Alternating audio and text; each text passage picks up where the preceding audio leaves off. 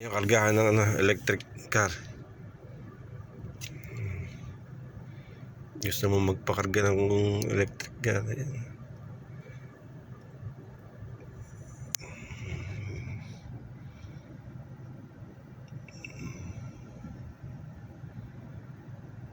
Kabila lang yun yung opisina ng amo ko. Standby muna ako, dapat mga 8:40. 3:40, 3:50 ganyan. Karamihan nagpapakarga dito, Chinese ang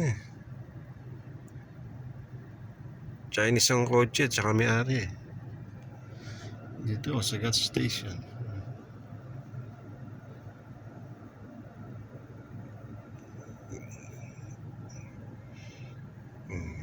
Yan.